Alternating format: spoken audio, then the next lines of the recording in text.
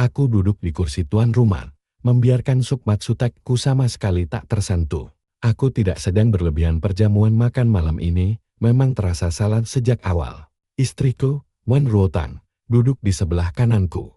Kami bahkan belum ada 10 menit berada di ruangan privat itu sebelum dia mulai menunjukkan gelagatnya. Ling Chen, sini duduk di sini, katanya dengan santai. Sambil menepuk kursi kosong di sebelah kirinya.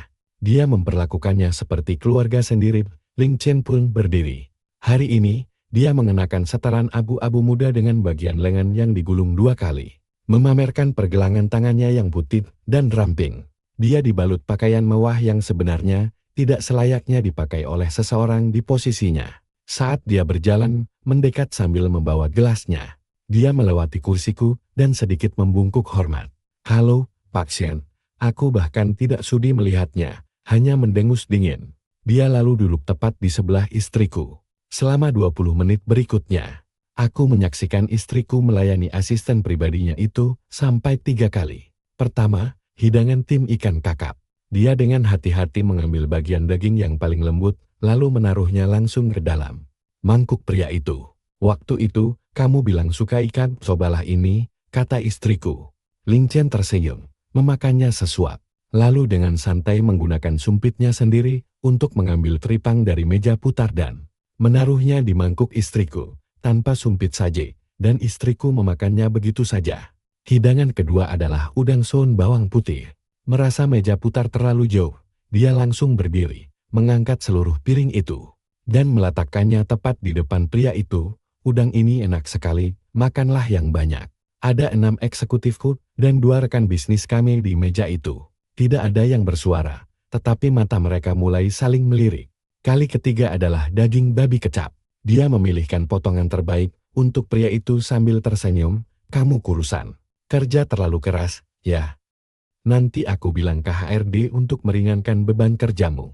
Ling Chen tetap menunduk, dengan senyum tipis penuh arti di bibirnya. Kemudian, dia akhirnya mendongak untuk menatap mataku. Hanya tatapan sekilas, tapi aku tidak melewatkan apa yang tersirat di dalamnya. Bukan rasa takut, bukan pula rasa bersalah, melainkan rasa jemawa dan keunggulan terselubung karena merasa diistimewakan. Seolah-olah dia sedang berkata, lihat, istrimu lebih peduli padaku daripada padamu. Aku meletakkan sumpitku, tidak dengan membantingnya, hanya menaruhnya perlahan di atas piring. Gerakanku sama sekali tidak menimbulkan suara, tetapi wakil direkturku, Su Yuan-san, yang duduk tepat di sebelahku, langsung merasakan perubahan suasana. Dia menghentikan suapannya dan melirikku.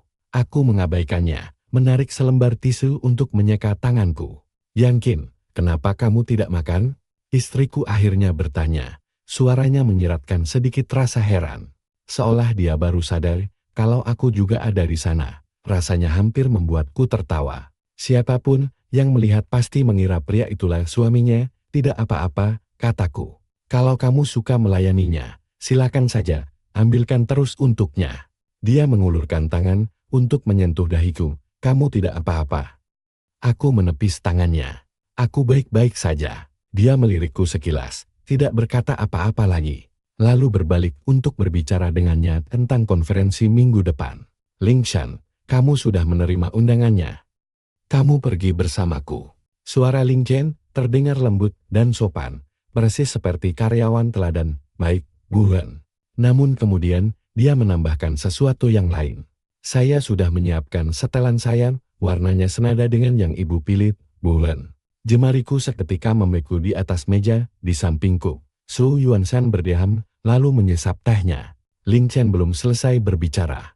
Dia tersenyum dan menambahkan, pada acara gala terakhir, seorang reporter sempat mengambil foto kami. Orang-orang di internet bilang kami terlihat seperti kakak adik. Ibu terlihat sangat muda, Bu Wen. Istriku tertawa, jelas merasa senang, lalu menepuk pundaknya. Dasar pandai merayu. Tangannya tertahan di sana selama sekitar 2 detik, aku menghitungnya. Di tengah-tengah makan malam, istriku berdiri untuk pergi ke toilet. Ruangan seketika menjadi sunyi senyap. Su Yuan-san mendekat dan berbisik, Pak Shen, soal Ling Chen makan saja. Aku memotong kalimatnya, asisten baru itu jelas tidak menyadari bahwa menentangku sama saja dengan bunuh diri dalam karirnya, bahkan keluarga Wen pun bisa bertahan hidup karena uangku. Ling Chen duduk di depanku, sedang mengetik di ponselnya. Layarnya menunjukkan jendela obrolan WeChat. Kontak itu dinamai Buen, dan foto profilnya adalah sekuntum bunga begonia. Aku langsung mengenalinya, karena foto profil istriku persis sama dengan gambar itu. Aku meletakkan serbet, berdiri, dan berjalan keluar. Toilet berada di ujung lorong. Tetapi aku melewatinya begitu saja, dan berdiri di dekat tangga darurat, sambil menyalakan sebatang rokok. Aku bahkan sedang tidak ingin merokok. Aku hanya butuh sesuatu untuk dipegang. Aku sudah menikah dengannya, selama 3 tahun. Keluarganya dulu bukan siapa-siapa. Sebelum bersamaku, aset terbesar mereka hanyalah sebuah apartemen kredit seluas 90 meter persegi dan mobil Honda tua berusia 7 tahun. Ayahnya hanya melakukan pekerjaan konstruksi kecil-kecilan yang nyaris tidak cukup untuk memenuhi kebutuhan hidup. Bagaimana dia bisa membeli barang-barang Chanel dan menyewa ruang makan privat di usia 26 tahun? Lalu melayani asisten pria. Dia tahu persis siapa yang membayar semua itu. Ketika dia menikahiku 3 tahun yang lalu, perusahaan konstruksi milik ayahnya sedang berada di ambang kehancuran total. Aku melunasi utang ayahnya, membelikan perhiasan Cartier untuk ibunya, dan menyekolahkan adik laki-lakinya ke Inggris. Aku tidak pernah mengungkit-ungkit hal itu di depannya, karena bagiku pernikahan bukanlah sebuah transaksi dagang. Aku menikahinya karena mengira dia adalah wanita yang tahu diri dan berkelas. Ternyata, aku terlalu menilai tinggi kami berdua. Baru setengah merokok, ponselku bergetar. Pesan singkat dari istriku, "Kamu kemana saja? Cepat kembali, sudah waktunya makan kue." Aku melirik ke layar, mematikan rokokku, dan berjalan kembali ke dalam. Dia telah memesan kue merah muda 3 tingkat yang dihiasi angka 3 berwarna emas di atasnya. Merayakan 3 tahun masa kerjanya di perusahaanku. Ya, dia bekerja untukku. Dia adalah direktur merek dengan gaji 1,2 juta. Fasilitas mobil dinas, dan seorang asisten pribadi. Asisten itu adalah Ling Chen. Dia sendiri yang memilihnya. Dari 8 pelamar, dia memilih Ling Chen. Dengan alasan pria itu memiliki kecerdasan emosional yang tinggi dan kemampuan komunikasi yang luar biasa. Aku sudah melihat riwayat hidupnya. Lulusan universitas biasa-biasa saja. Pekerjaan sebelumnya sebagai staf penghubung klien di sebuah agensi periklanan skala menengah. Dengan gaji 8.000 sebulan. Ketika aku bertanya, mengapa dia ingin pindah kerja, dia bilang ingin mencari wadah yang lebih besar. Aku menyetujuinya hanya karena istriku menyukainya. Saat kue itu tiba, Ling Chen berdiri tepat di sampingnya, membantu memegang pisau pemotong kue. Berdiri berdampingan, yang satu mengenakan gaun adibusana berwarna sampanye, yang lain mengenakan setelan abu-abu muda. Mereka terlihat sangat serasi. Su Yuan-san, yang mungkin khawatir aku akan kehilangan kesabaran, langsung berdiri. "Biar saya saja yang memotong kuenya, Buen. Ibu istirahat saja." Istriku tersenyum lalu menyerahkan pisau itu kepadanya, kemudian duduk kembali di sebelahku. Dia menggandeng lenganku sambil berbisik, "Kamu marah?" "Tidak." "Lalu kenapa kamu diam saja?" "Hanya sedang mendengarkan." Dia memiringkan kepalanya. Tampak sedikit kesal, tetapi tidak mendesak lebih jauh. Dia menyandarkan kepalanya di bahuku, dan berkata, "Jangan berpikir yang tidak-tidak. Ling Chen itu masih anak-anak. Aku memperlakukannya seperti adik sendiri." Aku tetap diam. Anak berusia 26 tahun. Hanya selisih 2 tahun lebih muda dariku, dan 1 tahun lebih muda darinya. Apakah dia menggunakan sumpit saja? Tidak. Apakah dia melayani orang lain? Dari 11 orang yang adil, hanya dia satu-satunya. Dia menganggap diamku sebagai tanda setuju. Sambil bersikap lebih santai, dia menambahkan, "Kamu saja yang terlalu sensitif. Aku memang seperti ini, kepada semua stafku. Jangan kekanak-kanakan." Aku menunduk menatapnya. Dia tampak begitu polos saat bersandar di bahuku. Namun pikiranku terpaku pada satu detail, ketika dia menyodorkan piring udang itu kepadanya. Dia bahkan tidak melirikku sama sekali. Ketika perjamuan makan malam selesai, kami semua bergegas keluar. Istriku menunggu sopir kami di depan pintu. Sementara Ling Chen berdiri di sampingnya sambil membawakan tas tangannya. "Kamu pulang naik apa? Sudah terlalu malam untuk mencari taksi. Biar sopir kami yang mengantarmu pulang." "Tidak perlu, Bu. Saya tidak ingin merepotkan ibu." "Tidak repot kok, arah kita sama." Istriku berbalik menatapku. "Yakin?" Mari kita antar Ling Chen dulu. Dia tinggal di dekat rumah kita. Aku menatap pria itu yang berdiri di bawah lampu jalan. Setelan abu-abu mudanya melambai tertiup angin saat dia memegang tas tangan istriku. Tampak sama sekali tidak berbahaya. Namun, jika dia memang orang baik-baik, dia tidak akan menatapku seperti itu tadi. Arahnya tidak sama, kataku. Istriku tertegun. Apa? Dia tinggal di wilayah barat. Kita tinggal di wilayah timur. Bagaimana mungkin searah? Dia mengernyitkan dahi. Bagaimana kamu bisa tahu? Aku adalah atasannya. Aku sudah membaca berkasnya. Ling Chen akhirnya mendongak. Mata kami saling beradu selama 1 detik sebelum dia dengan cepat mengalihkan pandangannya. Tidak perlu, Bu Wen. Saya naik taksi saja. Dia mengembalikan tas tangan itu. Lalu melangkah mundur dengan nada bicara yang tiba-tiba menjadi sangat formal. Terima kasih banyak, Bu Wen. Saya pamit dulu, berjalan ke arah jalan raya. Lalu berbalik untuk melambaikan tangan padanya, istriku membalas lambaian tangannya. Pemandangan itu terekam kuat di dalam kepalaku. Sopir kami akhirnya tiba. Begitu masuk ke dalam mobil, dia masih saja mengeluh. Yan King, kamu bertingkah sangat aneh malam ini. Aku tetap diam membisu. 10 menit dalam perjalanan, dia terkikik geli sambil menatap layar ponselnya. Ada apa? Tanyaku. Ling Chen baru saja membuat unggahan di media sosialnya. Katanya dia melewati malam yang sangat menyenangkan dan berterima kasih atas perhatianku. Dia menyodorkan ponselnya padaku. Aku mengabaikannya. Dia melampirkan foto saat pemotongan kue. Dia tersenyum lagi menatap foto itu. Bagus sekali fotonya. Aku memejamkan mata, menyandarkan kepalaku ke belakang saat lampu-lampu kota berkelebat. Melewatinya, Ruotan, mari kita makan kepiting malam ini, kataku. Kepiting? Supermarket jam segini, bukankah sudah tutup? Kenapa juga beli kepiting di tengah malam? Didn't answer. Begitu kami memarkir mobil di garasi, aku langsung memesannya lewat ponsel. 10 pon kepiting bulu hidup, dengan jaminan tiba dalam waktu 30 menit. Dia mengganti pakaiannya dengan baju rumah, dan langsung mematung saat melihat kotak berukuran sangat besar di atas meja kopi. Yan King, apa kamu sudah gila? Kenapa kamu membeli semua ini? Aku duduk di sofa, mendongak menatapnya. Kupaskan apa? Kamu melayani Ling Chen 3 kali malam ini, bukan? Suaraku terdengar tenang. Aku melihat betapa telatennya kamu tadi. Mengupas kepiting harusnya tidak menjadi masalah bagimu. Wajahnya seketika pucat pasi. Dia menatap kotak kepiting itu. Rasa terkejutnya berubah menjadi ketidakpercayaan yang mendalam. Kamu serius? Aku tidak mengucapkan sepatah kata pun. Hanya menyandarkan tubuhku ke belakang dan menyilangkan kaki. Dia menarik napas dalam-dalam, suaranya mulai meninggi. Yan King, apa kamu sudah kehilangan akal sehatmu?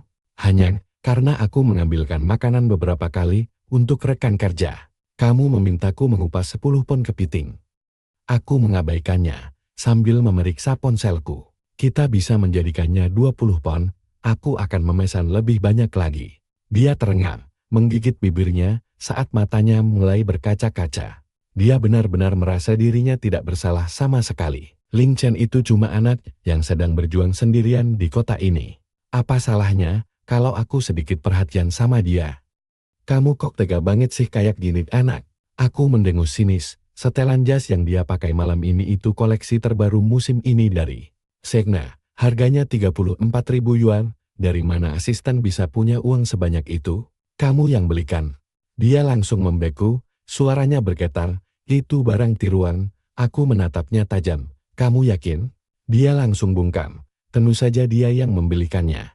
Dia mempekerjakan cowok itu cuma karena wajahnya yang tampan. Aku membuka kunci ponselku, menggulir berandanya, lalu membuka foto yang diunggahnya minggu lalu. Dia sedang berada di teras sebuah restoran kekinian, memamerkan profil wajahnya dari samping dan jam tangan di pergelangan tangannya. Aku mengarahkan layar ponselku ke wajahnya, Omega Master. Harga resminya 42.000 yuan. Gaji bersih dia itu 7.600 yuan. Coba kamu hitung butuh waktu berapa lama untuk bisa beli itu. Dia mendekat, wajahnya langsung pucat pasi. Mungkin itu barang tiruan, ucapnya terbata-bata. Jasnya tiruan, jam tangannya tiruan terus bagaimana dengan tas kerjanya? Model terbaru dari Bottega Veneta, apa kamu juga yang membelikannya? Bibirnya gemetar, tidak bisa menjawab. Aku melempar ponselku ke atas meja. Bunyi benturan pelan itu terdengar sangat nyaring di ruangan yang sunyi ini. Wen Ruotang, kamu mewawancarai 8 orang dan memilih seorang cowok dari kampus biasa. Bergaji 8.000 yuan sebulan, tapi dari ujung kepala sampai kaki dipenuhi barang-barang mewah. Kamu sama sekali tidak merasa curiga? Kamu pikir aku bodoh? Bukan begitu, sahutnya terbata-bata. Aku cuma mengira dia suka fashion. Suka fashion? Aku mengulanginya. Aku mengulangi kata-kata itu, tidak bisa menahan tawa getih. Baik, katakanlah dia suka fashion. Lalu kenapa profil kalian berdua bisa kembaran? Dia langsung mendongak cepat. Profil kembaran apa? Foto profilmu itu bunga begonia. Foto profil dia juga bunga yang sama persis, gambar yang sama. Dia langsung panik mencari tahu. Dengan cepat membuka profil cowok itu di ponselnya, lalu memperbesarnya. Aku tidak tahu. Aku tidak pernah memperhatikan profilnya. Apa hubungannya hal ini denganku? Tidak ada, aku mengangguk. Dia duduk di kursi depan, tidak masalah. Dia membawakan tasmu, terserah. Pakaian dia senada denganmu, baiklah. Dia menyontek foto profilmu, oke saja. Semua itu tidak penting, aku berdiri, melangkah mendekat, lalu menatapnya dari atas. Sama sekali tidak penting, tapi tatapan yang dia berikan kepadaku malam ini. Kamu pikir aku buta? Dia mundur selangkah, suaranya gemetar. Yankin, tolong, tenang dulu. Aku sangat tenang, jawabku. Kalau aku sampai kehilangan kesabaran, aku tidak akan cuma membeli kepiting-kepiting ini. Aku menunjuk kotak di atas meja, kupas kulitnya. Dia berdiri membeku, air matanya bercucuran. Dia kelihatan sangat cantik saat menangis, bulu matanya basah, hidungnya memerah. Tampak begitu rapuh. 3 tahun lalu, aku luluh oleh hal itu. Aku luluh karenanya, tapi sekarang, aku cuma merasa lelah. Yankin, kita sudah menikah selama 3 tahun. Masa cuma karena masalah sekecil ini kamu begini? Kecil, aku memotong ucapannya. Bisnis ayahmu, aku yang menyelamatkannya. Perhiasan ibumu, aku yang membelikannya. Biaya kuliah adik laki-lakimu, aku yang membayarnya. Bahkan pakaian yang melekat di tubuhmu, tas di tanganmu, mobil yang kamu kendarai, jabatan yang kamu pegang semuanya adalah milikku. Aku jarang mengungkit hal ini, tapi dalam 3 tahun pernikahan kita, baru kali ini aku mengatakannya. Kamu menikmati uangku dan menduduki jabatanku. Tapi kamu malah memakai foto profil kembaran dengan asisten laki-lakimu, memakai pakaian senada, membiarkannya duduk di kursi depan, membiarkannya membawakan tasmu. Lalu setelah itu, kamu bilang padaku, kalau ini cuma masalah kecil. Kamu pikir ini drama romantis. Bibir Wen Ruotang bergetar. Aku memberinya 2 pilihan. Pertama, duduk sekarang juga dan kupas 5 kilogram kepiting. Lalu masukkan ke mangkukku satu demi satu. Kedua, kamu tidak usah datang ke kantor besok. Begitu juga dengan Ling Chen. Manik matanya langsung mengecil karena terkejut. Apa maksudmu dengan semua ini? Maksudku aku menyandarkan tubuhku kembali ke sofa. Suaraku terdengar sangat tenang seolah sedang memimpin rapat dewan direksi. Adalah dengan kekayaan bersihku yang mencapai 900 miliar yuan. Memblokir karir seorang asisten lulusan kampus kelas 2 itu semudah menginjak semut. Sedangkan untukmu, aku akan meminta tim hukum menyiapkan draft surat cerai besok. Ruang tamu seketika menjadi sunyi senyap. Hanya terdengar dengung mesin kompresor kulkas. Wen Ruotang berdiri terpaku di sana, air matanya masih terus mengalir. Tapi sikapnya yang merasa paling benar tadi langsung lenyap. Dia sedang berhitung. Aku tahu dia sedang menimbang untung rugi dari pernikahan ini. 3 tahun lalu, ketika dia menikahiku, dia pernah berhitung sekali, dan dia sangat jeli soal itu. Sekarang, dia harus membuat perhitungan lagi. Tentu saja, aku bisa mengambil kembali semuanya kapan saja aku mau. Setelah 1 atau 2 menit, dia menyeka wajahnya, berlutut, dan membuka kotak kepiting itu. Dia mengupas kepiting pertama dengan sangat lambat. Tangannya gemetar ketika cangkang yang tajam menusuk jarinya. Dia meringis kesakitan, tapi tetap memilih bungkam. Setelah sekitar 5 menit, dia menyodorkan piring kecil berisi daging kepiting ke arahku. Aku tidak bergeming, aku menyuruhnya untuk memasukkannya langsung ke mangkukku. Dia mendongak, matanya memancarkan tatapan yang belum pernah kulihat sebelumnya. Itu bukan kemarahan atau rasa kasihan pada diri sendiri, melainkan rasa malu yang begitu mendalam karena kebohongannya telah terbongkar. Dia mengambil piring itu dan meletakkan sepotong daging kepiting ke dalam mangkukku. Suaranya terdengar serak saat dia berbicara. Aku mengabaikan makanan itu, menatap lurus ke dalam matanya. Wen Ruotang, ingat baik-baik bagaimana rasanya hari ini. Jari-jarinya mencengkeram sumpit dengan sangat erat hingga buku-buku jarinya memutih. Tak lama kemudian, ruangan itu hanya dipenuhi oleh suara cangkang yang retak. Pada kepiting keempat, jarinya teriris hingga terluka. Setitik darah mulai merembes keluar, dia melirikku sekilas, tapi aku tetap diam saja. Dia menundukkan kepala dan terus mengupas. Malam itu, dia menghabiskan waktu 3 jam untuk mengupas 42 ekor kepiting. Semuanya dibersihkan dan diletakkan di mangkukku, aku tidak memakannya barang satu gigitan pun. Pada jam 1 pagi, dia akhirnya menyelesaikan kepiting yang terakhir.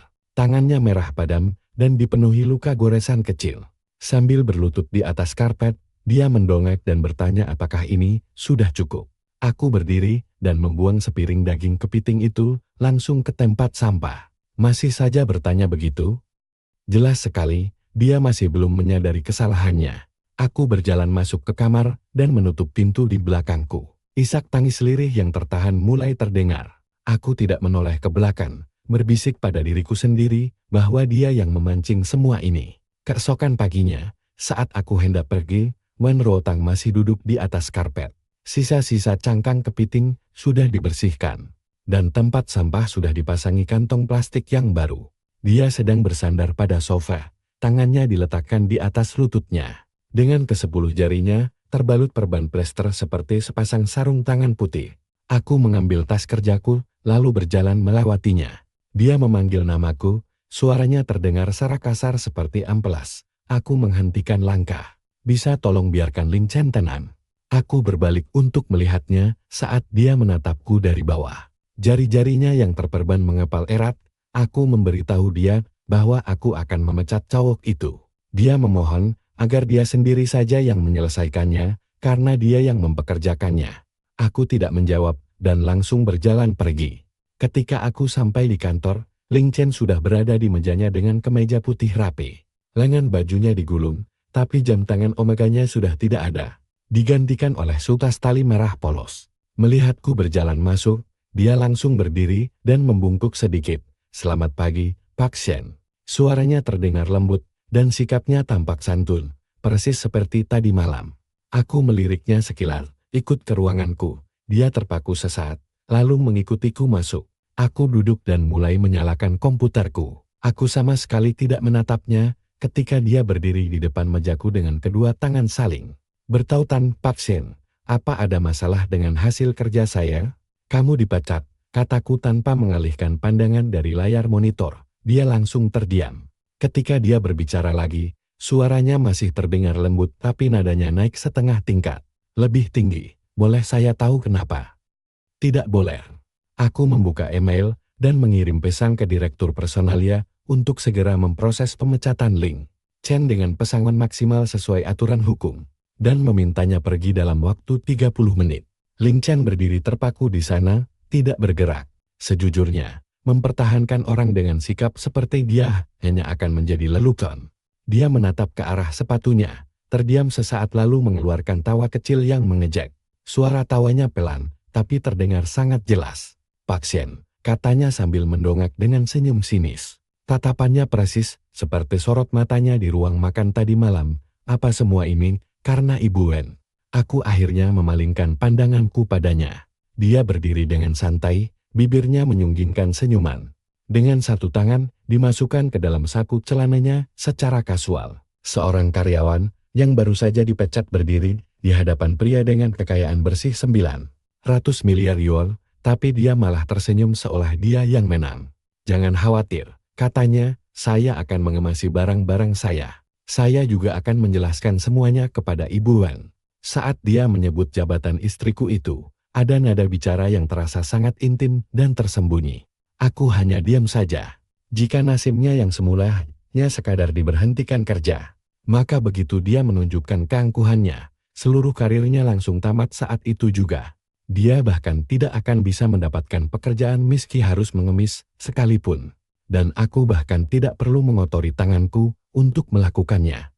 Namun, Dia sama sekali tidak menyadarinya. Setelah beberapa detik tanpa ada reaksi dariku, dia berbalik untuk pergi. Di depan pintu, dia berhenti sejenak, menoleh ke belakang, lalu berkata, "Pak Shen, soal kepiting-kepiting itu jangan sampai dibuang sia-sia, ya." Pintu tertutup dengan bunyi klik pelan. Kata-kata itu memantapkan keputusanku untuk menghancurkannya sama sekali. Aku menatap pintu itu selama 10 detik, lalu mengirim pesan singkat ke Wen Ruotang. Ling Chen dipecat hari ini, datang ke ruanganku. 10 menit kemudian, Wen Ruotang mendorong pintu hingga terbuka. Dia sudah mengganti pakaiannya dan memoles kembali riasannya. Tapi perban di jari-jarinya sama sekali tidak bisa disembunyikan. Ling Chen baru saja menemuiku, katanya dengan suara datar. Aku mengangguk. Dia bilang kamu memecatnya tanpa memberi alasan satupun, dan dia tidak tahu apa kesalahannya. Aku meletakkan mouse-ku lalu menyandarkan tubuhku ke belakang kursi. Terus, memangnya hal seperti itu butuh penjelasan? Wen Ruotang menggigit bibirnya. Yankin, aku tahu kamu sedang marah. Tapi Ling Chen tidak melakukan kesalahan apapun yang melewati batas. Dia hanya sangat andal dalam pekerjaannya, sampai-sampai aku menjadi sedikit bergantung kepadanya. Kalau kamu tidak menyukainya, aku akan menjaga batasan itu. Tapi memecatnya secara sepihak seperti ini, apa kata orang-orang kantor nanti? Apa kata mereka? Dia terdiam sesaat, lalu melanjutkan. Mereka pasti akan mengira ada sesuatu yang terjadi antara aku dan Ling Chen. Memangnya kalian tidak ada apa-apa? Wajahnya langsung memerah seketika. Shen Yanqing, apa maksudmu? Maksudku sudah sangat jelas. Aku berdiri, berjalan ke arah jendela, lalu memunggunginya. Saat kamu memilih Ling Chen sebagai asistenmu, pernahkah kamu bertanya pada dirimu sendiri, bagian mana dari resumenya yang membuat dia layak dipilih dari 8 kandidat yang ada? Dia itu tidak berguna. Ruangan langsung menjadi hening seketika. Saat kamu membelikan dia pakaian-pakaian mewah, pernahkah kamu berpikir bagaimana kelihatannya jika seorang asisten berpakaian jauh lebih mewah daripada seorang wakil presiden? Ruangan masih tetap sunyi senyap. Saat kamu memakai foto profil yang sama, baju yang kembaran, dan membiarkan dia duduk di kursi depan samping kemudi, apa kamu pernah memikirkan bagaimana perasaan suamimu? Suaraku yang pelan terdengar dari belakang. Aku tidak sengaja memakai foto profil yang sama dengannya, itu hanya kebetulan. Lalu bagaimana dengan tadi malam? Saat kamu mengambilkan makanan untuknya di acara makan malam, apa kamu berpikir? Saat 11 orang di meja makan sedang memperhatikan, dia terdiam. Aku berbalik. Dia berdiri di dekat mejaku, air matanya menetes dalam diam. Perban putih di jari-jarinya terlihat sangat mencolok. Wen Ruotang, bukannya kamu tidak tahu di mana batasannya?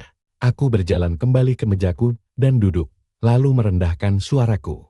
Kamu hanya berasumsi bahwa meskipun kamu melewati batas, aku akan membiarkannya saja. Bahunya gemetar, karena selama 3 tahun pernikahan kita, aku tidak pernah sekalipun marah kepadamu.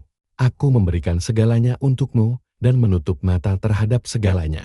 Jadi kamu menjadi semakin berani. Mulai dari mengambilkan makanan untuknya, membelikannya pakaian, membiarkannya duduk di kursi depan, hingga membawakan tasmu dengan pakaian yang serasi. Aku menatapnya. Kamu bahkan berpikir tidak apa membiarkanku melihat caranya menatapku. Aku tidak melakukannya, potongnya. Suaranya meninggi. Aku tidak menyuruhnya menatapmu. Bagaimana bisa aku mengendalikan matanya? Lalu apa sebenarnya yang kamu kendalikan? Dia tertegun. Apa yang kamu kendalikan? Ulangku. Apa kamu menahan diri untuk tidak mengambilkan makanan untuknya?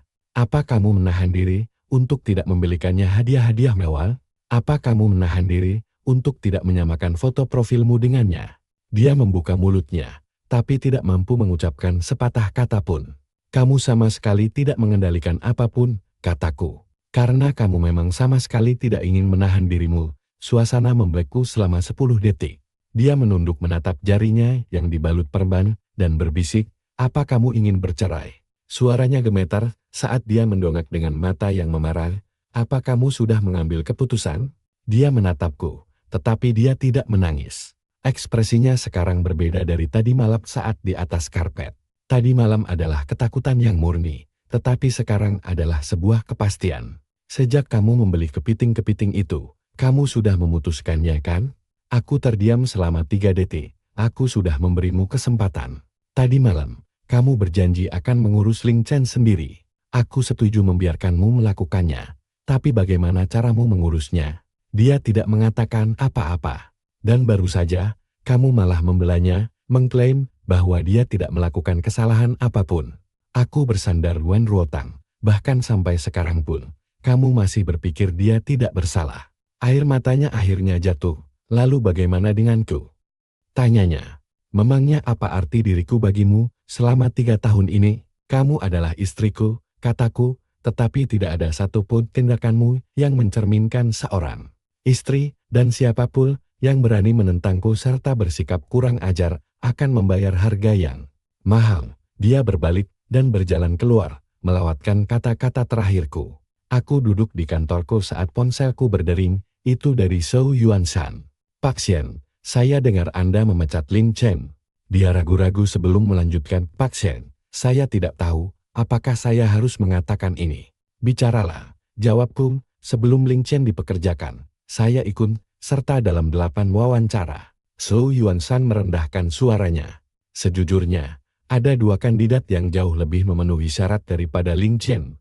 Yang satu memiliki gelar magister, dan yang lainnya memiliki 8 tahun pengalaman merek. Tetapi Direktur Wen menolak keduanya. Aku tahu, kataku. Lalu, mengapa Anda sudah kubilang, aku ingin melihat bagaimana dia mengatasinya. Zhou Yuanshan menutup telepon. Aku memandang keluar jendela, ke arah cakrawala kota yang berkilauan di bawah sinar matahari. 900 miliar bisa membeli banyak hal. Tetapi itu tidak bisa membeli kesadaran akan batasan seseorang. Apakah Wen Ruotang benar-benar tidak mengerti, atau hanya menolak untuk mengerti? Aku masih belum tahu, namun satu hal yang jelas. Ketika dia bertanya apakah aku sudah memutuskan. Tidak ada rasa takut di matanya, dia tidak takut kehilangan diriku. Dia hanya sangat takut kehilangan apa yang kuberikan untuknya. Ponselku berdering lagi, itu adalah pesan suara yang panjang dari Wen Ruotang. Aku ragu-ragu sejenak sebelum menekan tombol putar. Suaranya parau dan bergetar, bergema seolah dia sedang berada di tangga darurat. Shen Yanqing, aku tahu apa yang kamu pikirkan. Kamu pikir aku hanya serakah akan uangmu, bahwa aku menikahimu hanya demi keluargaku, dan bahwa ada sesuatu di antara aku dan Ling Chen.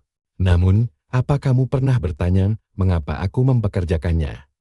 Karena dia membuatku bahagia. Sudah berapa lama sejak terakhir kali kamu mencoba membuatku bahagia? Selama 3 tahun ini, apa yang sudah kamu berikan kepadaku selain uang? Dia terhenti. Aku tidak membalasnya. Sebuah pesan lain muncul. Bagaimana denganmu? Apa kamu memperlakukanku sebagai pasangan? Atau hanya sebagai piala pajangan yang kamu beli untuk dipamerkan di rumah? Kamu bahkan tidak pernah menyadari apakah aku sedang tersinggung atau tidak. Kamu hanya peduli jika aku membuatmu malu. Pesan kedua berakhir. Aku menunggu selama 5 menit untuk pesan ketiga, tetapi tidak ada yang masuk. Aku mengunci ponselku dan memejamkan mata. Di tangga darurat itu, dia mungkin sedang menangis, tetapi aku tidak pergi menemuinya. 3 hari kemudian, di acara peluncuran musim gugur kami, aku berdiri di belakang panggung sementara penata rias merapikan riasanku. Direktur Humas sedang membacakan jadwal acara, tetapi perhatianku tertuju pada foto dia yang mengenakan gaun putih, berdiri di dekat papan registrasi. Di sampingnya berdiri Ling Chen, ya, Ling Chen. Dia juga mengenakan pakaian putih yang serasi. Berdampingan, mereka terlihat seperti sedang berpose untuk foto pernikahan dengan takarir. Sebuah awal yang baru, aku menatap foto itu selama 5 detik. Direktur Humas menyadarinya, melirik ke arah layarku, dan wajahnya langsung memucat seketika. Aku meletakkan ponselku dengan layar menghadap ke bawah di atas meja rias dan menyuruhnya untuk melanjutkan. Kenyataannya, aku hampir tidak mendengarkan. Fokusku tertuju pada satu detail. Ling Chen sama sekali tidak punya urusan untuk berada di sini. Dia sudah dipecat 3 hari yang lalu, dan kartu aksesnya seharusnya sudah dinonaktifkan. Siapa yang membiarkannya masuk? Aku sudah tahu jawabannya. Sebelum naik, aku berpapasan dengan Wen Ruotang di lorong. Dia sempat berhenti ketika melihatku, lalu berjalan mendekat. Yanqing, kita perlu bicara. Aku yang mengundang Ling Chen. Dia menatap lurus ke mataku. Suaranya terdengar mantap. Dia di sini sebagai konsultan pribadiku, Dia tidak menggunakan sumber daya perusahaan apapun. Aku membayarnya dengan uangku sendiri, jadi aku tidak membutuhkan izinmu, uangmu sendiri. Ulangku, matanya sedikit goyar, tetapi dia tetap pada pendiriannya. Aku tahu apa yang ingin kamu katakan, tapi aku tidak ingin berdebat hari ini. Kita bisa bicara setelah acara peluncuran. Dia berbalik, gaun putihnya menghilang di balik tikungan. Direktur humasku berbisik bahwa Zhou sudah tahu Wen Ruotang membawa Ling Chen, dan dia sangat marah. Ingin mengusirnya keluar, aku menyuruhnya untuk fokus menyelesaikan acara peluncuran terlebih dahulu. Acara tersebut diadakan di ballroom lantai 3 dengan lebih dari 300 tamu undangan. Dan awak media memenuhi 3 baris penuh. Tepuk tangan terdengar riuh saat aku naik ke atas panggung. Cahaya lampu yang terang membuatku agak silau. Aku melakukan presentasi selama 30 menit. Metrik, strategi, visi masa depan. Aku sudah membicarakan hal ini selama 10 tahun dan bisa melakukannya bahkan sambil memejamkan mata. Namun pada menit ke-25, mataku tertuju ke barisan depan area pers. Bisik-bisik mulai terdengar di barisan belakang.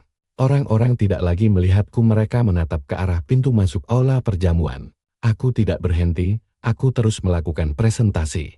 Tepat pada menit ke-30, saat aku menutup presentasi dengan ucapan terima kasih terakhir, pintu genda itu dibuka paksa dengan keras, bahkan sebelum tepuk tangan sempat dimulai. Sekelompok wartawan yang membawa kamera langsung menyerbu masuk. Setidaknya ada belasan lensa kamera berukuran besar yang diarahkan langsung ke panggung. Tim keamanan kami bergegas untuk menghentikan mereka, tetapi mereka benar-benar kewalahan. Kilatan lampu kilat menyala seperti orang gila, membuat mataku silau. Kemudian, sesosok tubuh muncul dari balik kerumunan wartawan. Dia mengenakan gaun putih. Dia tidak memakai riasan wajah, rambutnya acak-acakan, dan matanya marah karena menangis. Ling Chen mengikuti tepat di belakangnya dengan kemeja putih bergulung lengan. Tampak sangat khawatir. Wen Ruotang berjalan ke tepi panggung, berhenti hanya 5 langkah dariku. Seluruh ruangan seketika menjadi sunyi senyap. Lebih dari 300 tamu undangan, ditambah belasan reporter gosip. Setiap pasang mata tertuju pada kami berdua.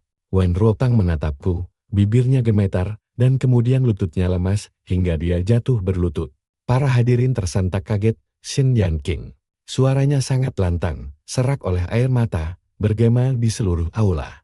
Aku datang ke sini bukan untuk membuat kekacauan. Aku hanya ingin menanyakan satu hal kepadamu. Apa sebenarnya kesalahanku? Kak Chen bergegas naik dari samping panggung. Pak Chen, pihak keamanan bilang aku mengangkat tanganku untuk menghentikannya. Memberi isyarat agar membiarkan dia bicara.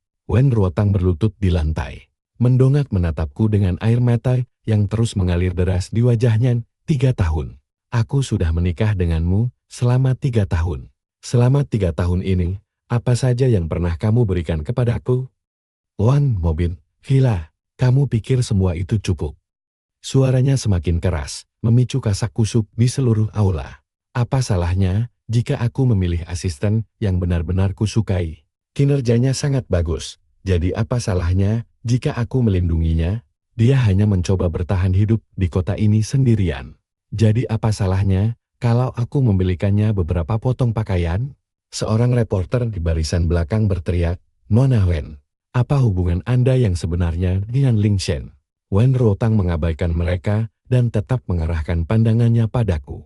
Kamu memecatnya 3 hari yang lalu, bahkan tanpa memberikan alasan sama sekali. Dia berlutut dan memohon bantuanku, menangis, karena dia tidak boleh kehilangan pekerjaan ini. Orang tuanya hanyalah petani miskin yang bekerja sangat keras demi menguliahkannya. Tetapi hanya dengan satu kata darimu, kamu telah menghancurkan hidupnya. Ling Chen berjalan mendekat, lalu berlutut untuk memegang lengan Wen Ruotang. Suaranya terdengar lembut, namun cukup keras untuk didengar oleh seluruh aula. Direktur Wen, tolong jangan seperti ini, berdirilah. Wen Ruotang menepis tangannya dengan kasar, lalu berteriak kembali padaku. Shen Yanqing, kekayaanmu bernilai 900 miliar. Kamu memiliki segala hal yang kamu inginkan. Mengapa kamu harus menghancurkan hidup orang biasa? Apa kesalahan yang dia perbuat? Memangnya kenapa kalau dia menyukaiku? Itu adalah urusannya. Aku tidak pernah memberinya harapan palsu. Gelombang kasak kusuk lainnya kembali menjalar di antara para hadirin. Mendengar dia mengucapkan kata-kata itu membuat mata para reporter langsung berbinar-binar. Ling Chen berdiri di sampingnya dengan kepala tertunduk, tampak seperti korban yang paling menderita. Namun, aku menangkap sudut mulutnya yang sedikit berkedut ke atas.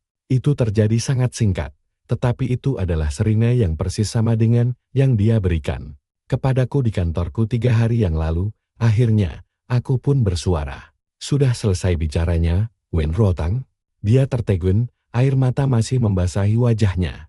Aku berjalan ke tepi panggung dan berjongkok untuk menatap matanya. Tindakan itu seketika membuat seluruh ruangan kembali hening. Kilatan lampu kamera terus menyala, tetapi tidak ada satupun orang yang berani bersuara. Wen Ruotan, kamu baru saja mengatakan bahwa Ling Chen menyukaimu. Kamu tahu bagaimana perasaannya, tapi kamu tetap menjadikannya asisten pribadimu. Membelikannya baju, membawanya ke berbagai acara, membiarkannya duduk di kursi depan mobilmu, dan bahkan memakai foto profil yang kembaran dengannya. Sekarang, kamu berlutut di sini, memberitahu 300 orang bahwa kamu tahu dia menyukaimu, tapi mengklaim kalau kamu tidak melakukan kesalahan apapun. Bibirnya gemetar. Biar kutanyakan satu hal, kataku lirih, namun terdengar sangat jelas. Jika kamu benar-benar berpikir perasaannya bukan masalah, bisakah kamu menatap mata semua orang di sini sekarang dan katakan padaku bahwa kamu tidak membalas cintanya? Keheningan mencekam. Wen Ruotang membuka bibirnya, tapi tidak ada suara yang keluar. Aku menatapnya, menunggu selama 5 detik. Katakan, dia tetap diam. Ling Chen, yang tidak tahan melihatnya, melangkah maju. Tuan Shen, tolong jangan mempersulit direktur diam, bentakku. Bahkan tanpa meliriknya sedikit pun, kamu tidak punya hak bicara di sini. Wajah Ling Chen langsung pucat pasi. Aku kembali menatap Wen Ruotang. Kamu tidak berani mengatakannya, karena kamu tidak bisa berbohong di depan 300 orang. Air mata baru kembali mengalir deras dari matanya, bahkan lebih cepat dari sebelumnya. Akhirnya dia terbata-bata, suaranya serak. Aku tidak mencintainya, sudah terlambat. Dia ragu-ragu terlalu lama, semua wartawan sudah mengetik dengan panik di ponsel mereka. Tidak ada satu orang pun yang mempercayainya. Aku berdiri dan berbalik ke arah area media. Hadirin sekalian, konferensi pers hari ini telah selesai. Semua materi promosi ada di dalam siaran pers di sebelah kalian. Silakan ajukan pertanyaan apapun ke Departemen Humas kami. Aku melayangkan satu pandangan terakhir ke arah Wen Ruotang. Berdirilah, lantainya dingin. Aku berbalik dan melangkah turun dari panggung. Baru 3 langkah, suara Ling Chen memecah keheningan, bukan nada lembutnya yang biasa, melainkan pekikan melengking seperti kucing yang ekornya terinjak. Shen Yanqing, beraninya kamu memperlakukannya seperti ini? Apa yang kamu punya selain uang? Kamu sama sekali tidak memahaminya. Apa kamu tahu seberapa larut dia begadang menunggumu setiap malam? Apa kamu tahu kalau di hari ulang tahunnya, kamu malah pergi ke konferensi dan bahkan tidak menelponnya? Wen Ruotang berteriak, cukup, tapi nasi sudah menjadi bubur. Seluruh 300 orang di aula mendengarnya dengan jelas. Seorang mantan asisten pria yang baru saja dipecat, secara terbuka membela istri bosnya. Bukan membicarakan tugas perusahaan, melainkan tentang menunggu di malam hari. Hari ulang tahun yang sepi, dan siapa yang benar-benar memahaminya. Langkahku langsung terhenti. Aku berbalik dan menatapnya. Dia berdiri di bawah panggung. Wajahnya memerah, dan dadanya naik turun dengan napas memburu. Sudah selesai? Tanyaku. Dia memelototiku sambil mengertakkan gigi. Baik, kamu sudah selesai bicara, sekarang giliranku. Aku berjalan kembali ke tengah panggung, menyesuaikan mikrofon. Pertama, 3 hari yang lalu, Ling Chen dipecat oleh grup Shen karena pelanggaran berat dan melanggar kebijakan perusahaan. Saya tidak akan menjelaskan secara mendetail di sini. Tetapi Departemen Hukum kami memiliki catatan tertulis yang lengkap. Pihak media dipersilakan untuk memverifikasi ini secara hukum. Wajah Ling Chen langsung pucat pasi. Kedua, Nona Wen Ruotang tetap menjabat sebagai direktur merek grup Shen. Namun tindakannya mengundang pihak luar tanpa izin ke konferensi pers perusahaan atas nama pribadinya tanpa persetujuan eksekutif apapun, merupakan pelanggaran berat terhadap kebijakan perusahaan. Bagian HRD akan menangani masalah ini pada waktunya. Sekarang, wajah Wen Ruotang juga ikut pucat pasi. Ketiga, setiap tuduhan yang baru saja kamu lontarkan adalah informasi pribadi Nona Wen Ruotang yang kamu dapatkan dengan memanfaatkan posisimu selama bekerja di grup Shen. Informasi ini diklasifikasikan sebagai internal dan sangat rahasia. Kamu telah melanggar perjanjian kerahasiaan. Secara langsung, bibir Ling Chen mulai gemetar. Tim hukum grup Shen akan mengirimkan surat somasi kepadamu sebelum hari ini berakhir. Nilai ganti ruginya akan jauh lebih besar daripada yang sanggup kamu bayar.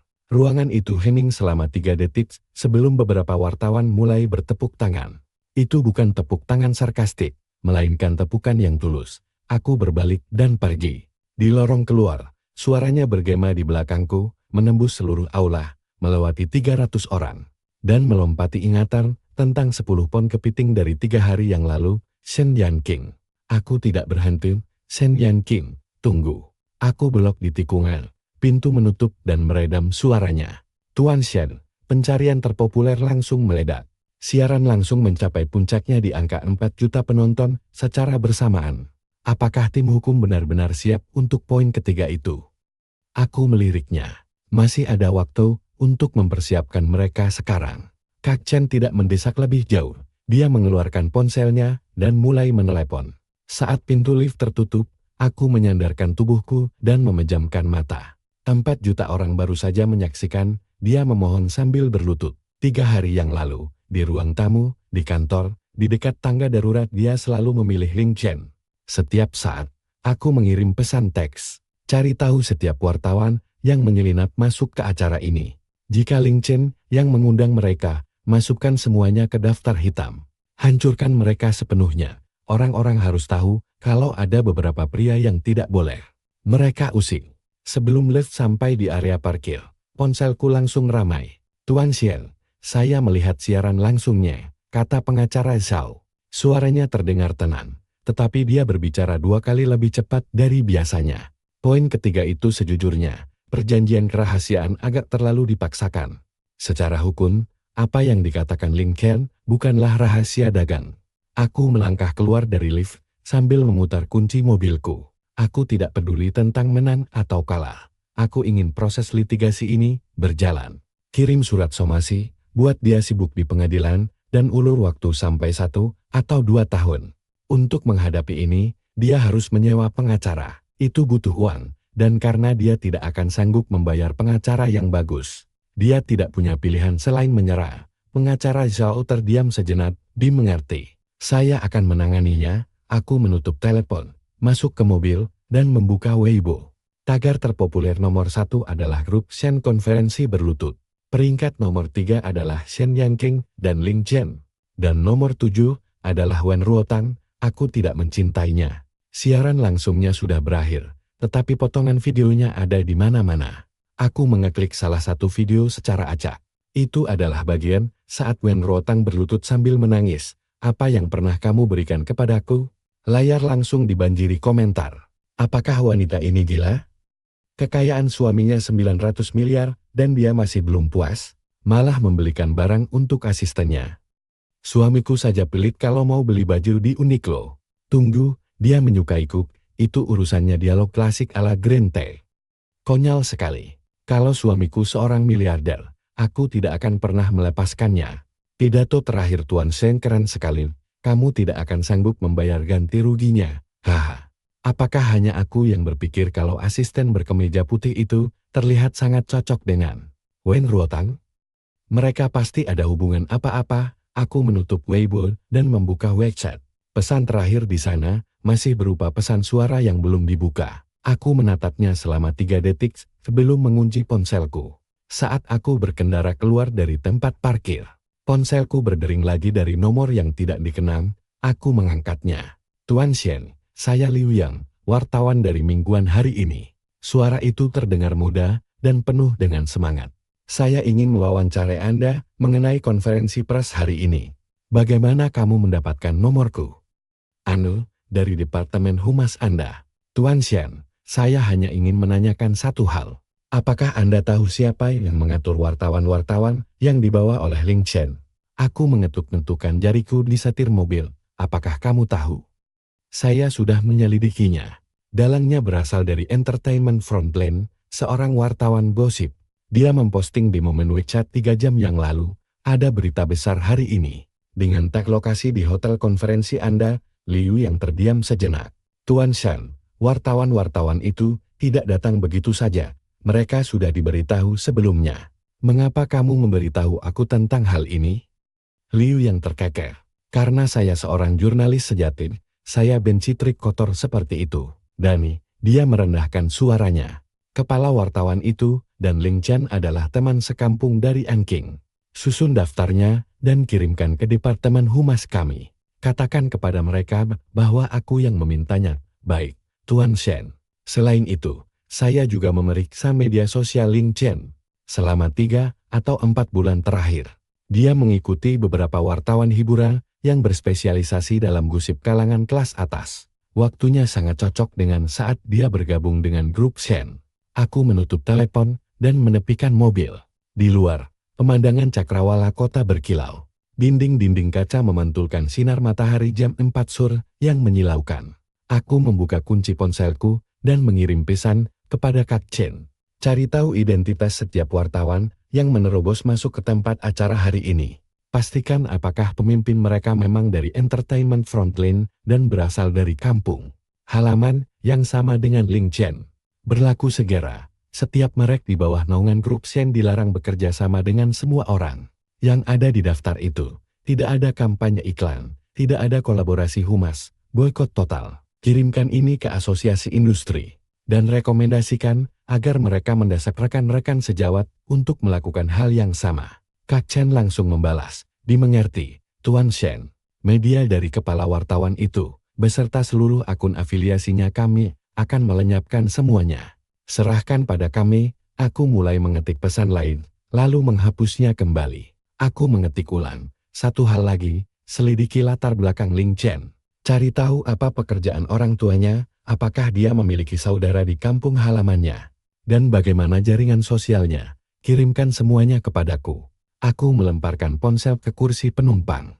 Sebelum menyalakan mobil, aku melirik WeChat sekali lagi. Foto profil Wen Ruotang masih berada di bagian paling bawah. Bunga begonia, persis seperti milik Ling Chen. Aku tidak mengekliknya. Saat aku tiba di rumah, waktu sudah menunjukkan jam 6 sore. Ruang tamu tampak kosong, dan kotak styrofoam berisi kepiting masih tergeletak di sudut ruangan. Ponselku berdering lagi, kali ini dari Zhou Yuanshan. Tuan Shen, Ling Chen mulai bertindak. Dia baru saja mengunggah pernyataan panjang di Weibo. Apakah Anda sudah melihatnya? Belum, bacakan untukku. Zhou Yuanshan berdeham. Nama saya Ling Chen, dan saya adalah orang yang terlibat dalam acara konferensi pers hari ini. Pertama, saya harus mengklarifikasi bahwa saya tidak memiliki hubungan yang tidak pantas dengan Nona Wen Ruotang. Dia adalah sosok penolong yang memberi saya pekerjaan saat saya sedang mengalami kesulitan. Tuan Shen Yanqin, yang didorong oleh rasa cemburu yang luar biasa, memecat saya tanpa alasan dan mempermalukan saya di depan umum hari ini. Saya hanyalah orang biasa tanpa kekayaan atau koneksi, tetapi saya memiliki harga diri. Saya tidak takut dengan tuntutan hukum, dan saya percaya keadilan akan menang. Zhou Yuanshan selesai membaca dan menunggu reaksiku. Hanya itu. Komentarnya sudah lebih dari 20.000. Awalnya, semua orang menghujatnya, tapi dia menyalakan filter komentar. Jadi cuma menyisakan komentar yang mendukung. Siapa yang mendukungnya? Beberapa akun palsu, tapi aku melacak IP mereka. 2 di antaranya cocok dengan alamat reporter Biangkarok itu. Aku memutar tutup botol air, lalu meminumnya sedikit. Zhou Yuanshan, menurutmu kenapa dia memposting ini? Jelas untuk pura-pura jadi korban. Menggambarkan dirinya sebagai jiwa malang tak berdaya yang ditindas miliarder tak punya hati demi mendapat simpati, bukan, kataku sambil meletakkan botol itu. Dia sedang memancingku. Semakin keras aku menyerang balik tepat sekali. Semakin banyak bahan yang dia punya untuk pura-pura jadi korban. Semakin dia ingin aku memasukkannya ke daftar hitam. Dengan begitu, dia berubah dari sekadar asisten menjadi pahlawan yang melawan kaum kapitalis. Zhou Yuanshan tertegun. Jadi apa rencana Anda, Presiden Shen? Tidak ada. Suruh pengacara mengirim somasi dan ajukan gugatan. Tapi aku tidak akan mengucapkan sepatah kata pun lagi padanya. Lagi pula, menurutmu apakah drama murahan ini bisa memengaruhiku. Di levelku sekarang, opini publik adalah hal terakhir yang aku takuti, dan aku tidak perlu menanggapinya. Sambil bersandar di sofa, aku tahu 4 juta orang sudah melihatnya berdiri di belakang Wen Ruotang, dan mereka melihat bahwa dia tidak bisa mengatakan kalau dia tidak mencintainya. Dia boleh saja menulis 10.000 postingan, tapi dia tidak akan pernah bisa membersihkan namanya. Ingat ini, di planet ini, siapapun yang berani mencari masalah denganku tamat riwayatnya. So Yuan-san terdiam sejenak. Presiden Shen, ada satu hal lagi. Setelah meninggalkan konferensi pers hari ini, Nyonya Wen terus duduk di dalam mobilnya di tempat parkir bawah tanah hotel. Dia tidak pulang ke rumah. Pengurus rumah tangganya menelepon dan mengatakan dia sudah menangis selama 3 jam. Presiden Shen, haruskah kita menyuruh pengurus rumah tangganya pergi memeriksanya? Tidak perlu.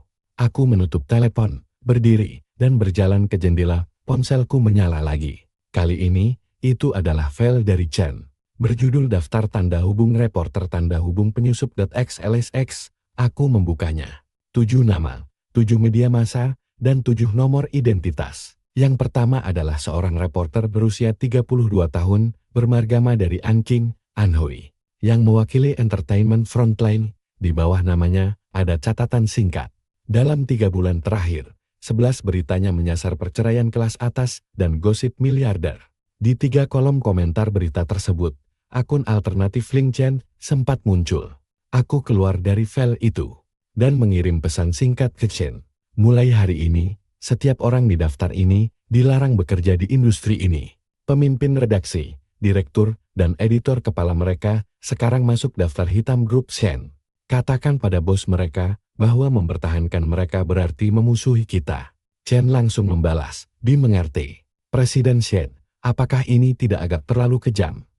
Orang-orang mungkin akan bilang-bilang apa? Bahwa aku menggunakan kekuasaanku untuk menindas mereka. Aku meletakkan ponsel dengan layar menghadap ke atas di ambang jendela dan melihat layarnya. Perlahan menjadi gelap, menindas. Apakah Ling Chen memikirkan kata itu saat dia membawa reporter untuk mengacaukan konferensi persku? Apakah Wen Ruotang memikirkannya saat dia membawanya untuk masuk? Ketika dia mengenakan setelan jas seharga $34.000 dan jam tangan mewah Omega. Apakah salah satu dari mereka pernah berpikir dari mana uang itu berasal? Aku mengambil ponselku dan mengirim satu pesan terakhir ke Chen. Biarkan saja mereka bicara. Setelah mengirimnya, aku mematikan ponsel. Keheningan terasa begitu pekat. Aku bisa mendengar detak jarum detik yang teratur pada jam dinding. Saat membuka kulkas, aku menemukan kue stroberi yang belum dibuka dengan sebatang lilin berbentuk. Angka 3 ulang tahun pernikahan kami yang ketiga. Besok adalah hari ulang tahun pernikahan kami. Aku mengeluarkan kue itu, memandangi krimnya. Hiasan bunga krimnya sudah mulai meleleh, jadi aku langsung membuangnya ke tempat sampah. Setelah mencuci tangan, aku menyalakan ponsel. Lebih dari 30 pesan langsung muncul. Aku menggulirnya satu persatu sampai ke foto profil Wen Ruotang. Dia mengirim pesan baru. Tanpa pesan suara, hanya teks, Shen Yanqing, mari kita bercerai. Aku menatap kata-kata itu selama 10 detik, lalu mengetik 2 kata balasan. Baiklah. Aku meletakkan ponsel, berjalan ke kamar tidur, dan menutup pintu. Ruang tamu sunyi senyap. Di ruang kerja, foto pernikahan kami dari 3 tahun lalu masih tergantung di sebelah rak buku. Dia mengenakan gaun putih, aku mengenakan setelan jas hitam. Kami berdua sama-sama tersenyum. Tapi aku tidak pergi melihatnya, aku berbaring dan memejamkan mata. Ponselku menyala untuk terakhir kalinya, itu dari Chen. Presiden Shen, reporter utama itu, baru saja memposting di media sosialnya yang mengatakan, kita harus menghindari orang yang tidak boleh kita usik. Seseorang di kolom komentar bertanya apa yang terjadi, tapi dia tidak membalas. Aku juga tidak membalas. Terhadap pesan darinya, kami menandatangani surat perceraian 3 hari kemudian. Wen Ruotang tidak membawa pengacara, dia datang sendiri. Dia mengenakan hoodie abu-abu, rambutnya dikuncir kuda, tanpa riasan wajah. Plester di jari-jarinya sudah tidak ada, memperlihatkan pola luka parut kecil yang rapat. Penasihat hukumku menyodorkan surat perjanjian di depannya. Dia tertegun saat sampai di halaman pembagian aset. Aku tidak mau rumah, mobil, atau tabungan. Dia mendorong kertas-kertas itu kembali. Aku hanya memohon padamu, Agar jangan menghancurkan keluargaku, aku menatapnya. Ayahmu kalah judi 20 juta lagi bulan lalu, adikmu dikeluarkan karena berkelahi di Inggris. Ibumu kalah 3 juta di Makau. Menurutmu, apakah semua hal ini tidak ada hubungannya denganku? Wajahnya memucat. Wen Ruotan, kamu menikah denganku selama 3 tahun. Dan keluargamu telah menghabiskan lebih dari 200 juta uangku. Sekarang kamu memintaku untuk mengampuni mereka. Perjanjiannya sudah jelas. Aku menunjuk ke halaman terakhir. Aku tidak akan lagi melunasi utang keluargamu. Uang-uang sebelumnya adalah hadiah, tapi mulai hari ini perusahaan konstruksi ayahmu, rekening ibumu, dan biaya kuliah adikmu sama sekali tidak ada hubungannya denganku. Dia menatap kata-kata itu untuk waktu yang lama. Si mengambil pena, lalu meletakkannya kembali. Shen Yanqin, aku minta maaf atas apa yang terjadi dengan Ling Chen, tidak perlu. Aku sungguh-sungguh, suaranya mulai bergetar. Saat aku berlutut di konferensi pers itu, bukan akting. Aku hanya sangat takut kehilanganmu, sampai-sampai melakukan hal terbodoh. Aku bersandar di kursiku, menatapnya. Apakah kamu tahu Ling Chen membawa reporter ke konferensi pers? Dia tertegun, reporter apa? Kamu tidak tahu? Aku sama sekali tidak tahu. Pagi itu, dia datang kepadaku, dan mengatakan ingin menghadiri satu acara terakhir perusahaan untuk mengucapkan selamat tinggal dan berpamitan. Aku hanya menuruti dorongan hati dan membawanya masuk. Aku menatapnya, diam. Kamu tidak percaya padaku? Apakah aku percaya padamu atau tidak, itu tidak penting lagi. Aku menyodorkan pena ke arahnya, tanda tangani. Sambil menggigit bibirnya, dia mengambil pena dan menandatanganinya. Dia berdiri, meninggalkan setiap lembar surat perjanjian itu. Dia berbalik dan berjalan menuju pintu. Berhenti di ambang pintu dengan memunggungiku, dia berbisik, Shen Yanqing. Hal yang paling kusesali dalam hidupku adalah tidak mengupas 10 pon kepiting itu sampai bersih malam itu. Pintu tertutup. Aku duduk di kantorku sejenak, lalu menelepon pengacara Zhao. Bagaimana perkembangan situasi di pihak Ling Chen? Dia sudah menerima surat somasi itu. Bukannya menyewa pengacara, dia malah menulis surat tanggapan sendiri dan mengirimkannya lewat pos. Isinya benar-benar kacau. Proses hukumnya akan memakan waktu setidaknya 3 bulan. Itu terlalu lambat, kataku. Apakah pembelaannya menyebutkan barang-barang yang dibelikan Wen Ruotang untuknya? Pengacara Xiao terdengar membolak-balik kertas. Ya, memang disebut. Dia mengklaim barang-barang itu adalah hadiah biasa di tempat kerja dan bahkan merincinya. 3 setelan jas, 1 jam tangan, 1 tas kerja, dan 5 dasi. Dengan total sekitar 120.000 yuan, 120.000, ulangku. Seorang asisten yang baru bekerja selama 3 bulan menerima hadiah senilai 120.000 yuan. Berdasarkan Undang-Undang Ketenagakerjaan, tindakan apa itu? Jika suatu hadiah terkait dengan hubungan profesional dan jumlahnya jelas-jelas melebihi batas wajar, itu bisa dikategorikan sebagai tindakan memperkaya diri secara tidak sah. Tapi untuk membuktikannya aku akan mengirimkan rekening koran Wen Ruotan kepadamu. Setiap transaksi tercatat dengan jelas. Pengacara Zhao terdiam selama 2 detik. Jika kita memiliki dokumen-dokumen itu sudah lebih dari cukup. Jika tindakan memperkaya diri secara tidak sah itu terbukti, dia tidak hanya harus mengembalikan semua aset tersebut, tetapi juga menanggung semua biaya hukum. Ada satu hal lagi, kataku, saat dia bergabung, dia menandatangani buku panduan karyawan. Ada klausul yang melarang penerimaan hadiah dari klien atau atasan yang nilainya lebih dari 500 yuan. Apakah klausul itu masih ada di sana? Ya, Presiden Shen. Ya, saya sendiri yang merevisi buku panduan itu, dan klausul tersebut tidak pernah dihapus. Kalau begitu, itu sudah cukup. Kita tuntut dia atas tindakan memperkaya diri secara tidak sah, sekaligus pelanggaran kebijakan perusahaan. Pengacara Zhao terkekeh.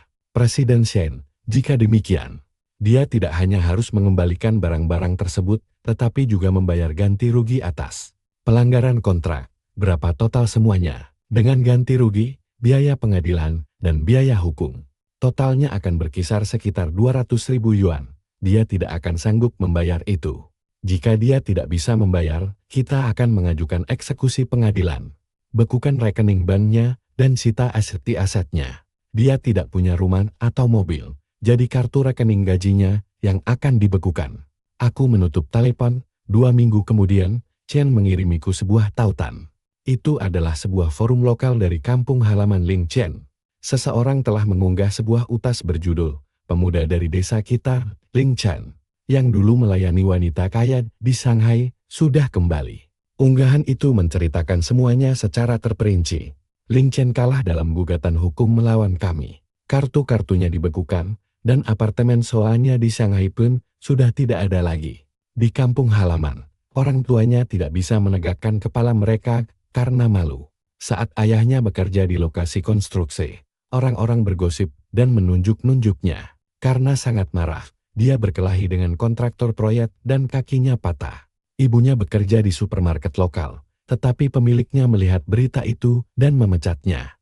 Ling Chen menghabiskan waktu setengah bulan untuk mencari pekerjaan, tetapi tidak ada satupun perusahaan yang berani mempekerjakannya. Belakangan, dia melamar menjadi pelayan di tempat pemandian umum, tetapi diberhentikan setelah 3 hari. Seorang pelanggan mengenalinya, mengambil foto, dan mengunggahnya ke internet. Unggahan itu diakhiri dengan mengatakan bahwa dia sekarang hanya berbaring di rumah sepanjang hari. Ibunya merawat ayahnya, dan mereka bertahan hidup dari bantuan sosial. Foto-foto lamanya saat berada di Shanghai kembali dikorek dan disebarkan. Penduduk desa menyebutnya serigala tidak tahu balas budi. Di kolom komentar, orang-orang menulis kalau dia memang mendapatkan apa yang pantas diterimanya. Seminggu berlalu, dan Chen mengirimkan pesan lagi, "Pak Presiden Chen, Ling Chen sudah meninggalkan kampung halamannya. Dia pergi ke kota tetangga untuk mengangkut batu bata di proyek konstruksi." Mengangkut batu bata benar-benar secara harfiah, pekerjaan kasar yang nyata. Dia dibayar 120 yuan sehari, dan tidak ada satupun orang yang mengenalnya di sana. 3 hari kemudian, Chen mengirimkan kabar ketiga, kali ini lengkap dengan foto. Foto itu diambil di pintu masuk proyek konstruksi. Ling Chen sedang jongkok di pinggir jalan sambil menyantap nasi kotak, mengenakan kaos abu-abu yang kotor, rambutnya berantakan, dan wajahnya penuh debu. Beberapa rekan kerjanya jongkok di dekatnya, makan dengan kepala tertunduk. Badannya kurus kering, tulang pipinya menonjol tajam, dan matanya cekung. Gelang tali merah di pergelangan tangannya masih ada di sana. Aku menatapnya selama 3 detik, lalu menghapusnya. Keadaan Wen Ruotang pun sama sekali tidak lebih baik. Begitu berita perceraian kami tersebar, para pemasok bisnis keluarganya langsung mendatangi rumahnya untuk menagih pembayaran segera. Dulu mereka hanya mau memberi utang karena adanya grup Shen. Begitu hubungan itu putus, semua utang pun jatuh tempo. Dalam waktu 1 bulan, 3 proyek konstruksi milik ayahnya hancur berantakan karena dihentikan. Oleh para klien, pihak bank menarik kembali pinjaman mereka, dan bunga utang rentenir mereka membengkak bagai bola salju hingga mencapai 8 juta yuan. Utang judi ibunya di Macau sebesar 3 juta yuan juga terbongkar. Bahkan penagih utang dari kasino sampai mendatangi rumah mewah keluarga mereka. Adiknya pulang dari Inggris tanpa membawa gelar dan nyaris tidak bisa berbahasa Inggris. Setelah mengurung diri di rumah selama setengah bulan, dia tidak tahan dengan tatapan sinis para tetangga, lalu melarikan diri ke Shenzhen untuk bekerja di jalur perakitan pabrik elektronik. Wen Ruotang sendiri nasibnya tidak jauh berbeda. Jabatannya sebagai direktur merek di grup Shen sudah hilang, dan tidak ada satupun perusahaan pesaing yang berani mempekerjakannya. Ini bukan karena adanya daftar hitam, melainkan karena tidak ada yang ingin berurusan dengan mantan istri dari seorang pria yang memiliki kekayaan senilai 900 miliar yuan.